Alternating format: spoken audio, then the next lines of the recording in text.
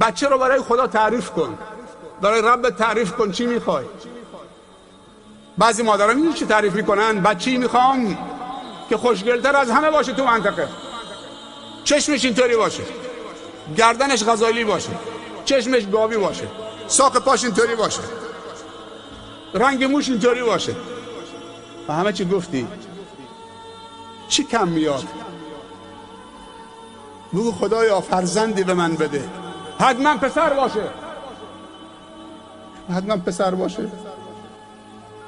بگو خدایا فرزندی به من بده، فرزندی، نگو دختر پسر، فرزندی به من بده که سالم در جسمش باشه. حتما مسائل ژنتیکی رو برید، حتما آزمایش رو برید انجام بدید. استان هرمزگان یکی از استانهایی است که واقعا وقتی انسان میره مرکز تالاسمی، واقعا این دل تو سینه طاقت نمیکنه. یه بار برو مرکز تالاسمی تو بندر عباس، 500-600 تا تالاسمی تو استان خودمون داریم که معذرت میخوام سر بچه ها به این بزرگی است، اندامشون به این کوچکی، پوست خالی، اکثرا هم فقیرن که این آزمایشگاه نمیرن و خیلی هاشون هم ازدواج فامیلی.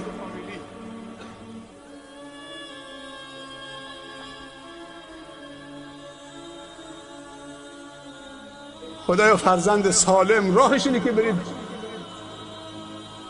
آزمایش بدید مسائل ژنتیکی رو، خیلی کمک میکنه. فردا این بچه معلول رو دست میمونه، شرمنده خدا و این بچت میشید، ولی جنایتکار خودت بودید. قبل از اینکه دل ببندید اول با فکر، قبل از اینکه با چشمت و دلت عاشق بشید اول با فکرت. هیچ مشکلی نیست تا ازدواج نشده از هم جدا بشید، خدا روزی تو رو جای دیگه رسونده، ولی این همه محبت ها میریزه، شهوت ها تمام میشه، خودت میمونی با بچه معلول. خدای فرزندی به من بده که سالم در جسمش باشه، صالح در اخلاقش باشه، مصلح و مفید برای جامعهش باشه. اشکال نداره خوشگلم باشه، چه اشکالی داره؟